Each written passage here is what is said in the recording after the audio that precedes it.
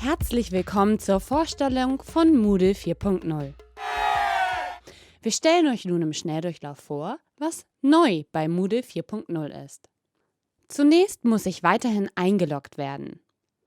Uns erwartet in erster Linie ein verändertes Layout, das darauf abzielt, aufgeräumter auszusehen und die Zugriffbarkeit zu verbessern. Wir werden zunächst vom Dashboard begrüßt.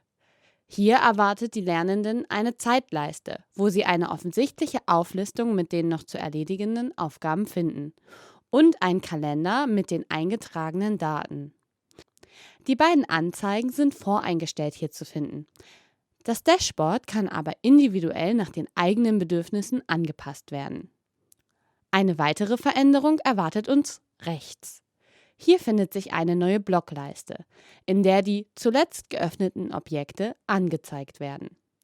Auch diese Leiste kann nach den eigenen Bedürfnissen konfiguriert werden. Schauen wir uns nun weitere generelle Layout-Veränderungen an. Wichtig, überall, egal auf welcher Seite, findet sich unten rechts immer ein Fragezeichen, wo man mit dem Feld Tour erneut starten das Tutorial jederzeit erneut starten kann. Neben dem Dashboard findet sich das Feld Startseite. Diese sieht im Gegensatz zum Dashboard für alle gleich aus. Nun zum Herzstück von Moodle, die Kurse. Alle Lernenden finden nun ganz übersichtlich unter Meine Kurse eine Kursübersicht mit den eigenen Kursen. Zudem wird auch angezeigt, wie weit man im Kurs fortgeschritten ist. Gehen wir jetzt mal in einen der Kurse, wo uns auch ein ganz anderer Aufbau erwartet.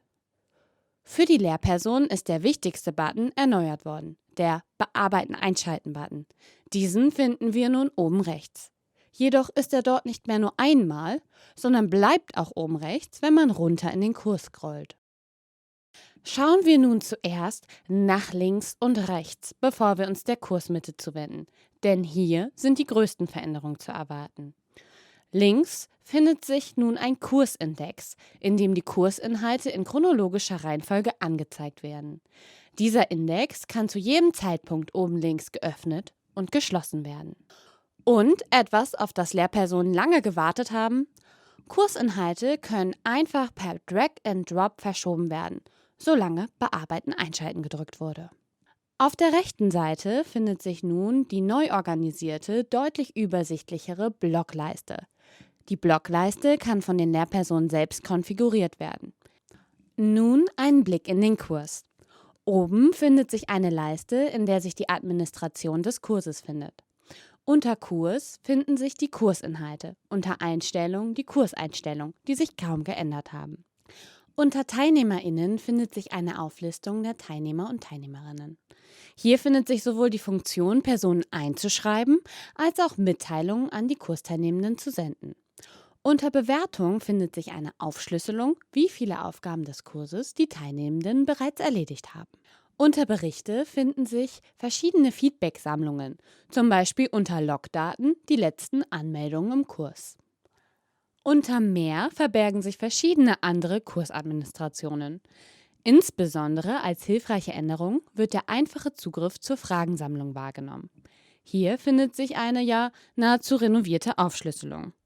Die Fragen werden aufgelistet, können bearbeitet werden und ganz neu, es können die Versionen der Fragen angezeigt werden. Bearbeitung von Fragen sollen so leichter nachzuverfolgen sein. Hinter den anschließenden Kategorien wird ein sehr komplexer Algorithmus besonders einfach dargestellt. Anhand von Daten der Lernenden filtert dieser heraus, ob eine Frage noch einmal gecheckt werden muss. Dass eine Überprüfung notwendig ist, wird dann eindeutig mit den Farben Rot oder Grün signalisiert.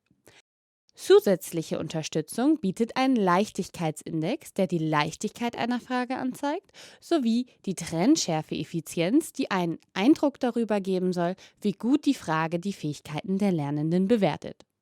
Je niedriger der Wert, desto schlechter. Im Kurs zurück. Immer noch Bearbeiten, Einschalten an. Zeigt ein Blick auf die Kursinhalte, dass diese im sogenannten Kartenformat angezeigt werden.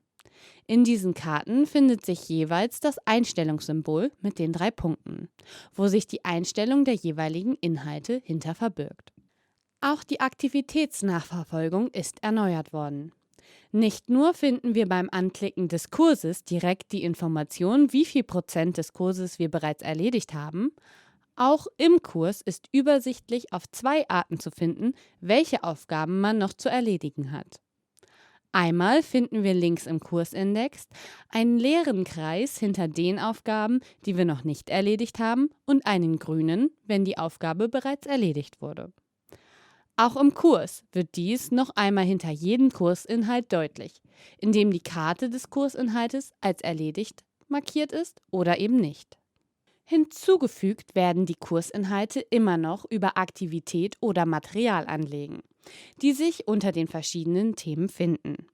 Auch das Layout dieser Aktivitäten und Materialien hat sich geändert. Weiterhin können die am häufigsten genutzten Aktivitäten und Materialien mit Sternchen markiert werden. Diese werden dann unter Favoriten angezeigt. Hier hat sich aber kaum etwas verändert, außer dass die Möglichkeiten farblich eingeteilt wurden. Hinter Pink verbergen sich die Bewertungen, zum Beispiel Aktivitäten wie Aufgaben oder Quizze. In Blau werden Inhalte, zum Beispiel Materialien wie Bücher, Dateien oder Seiten. In Grün Mittel zur Kommunikation angezeigt, zum Beispiel Chat und Feedback. Rot markiert die Möglichkeiten zur Kollaboration, zum Beispiel das Wiki, das Forum oder das Glossar. Die gröbsten Änderungen finden sich also in einer völligen Veränderung im Layout und deutlichen Verbesserungen der Navigation. Aber urteilt selbst. Wir hoffen, das Video hat euch geholfen, euch in Moodle 4.0 zurechtzufinden.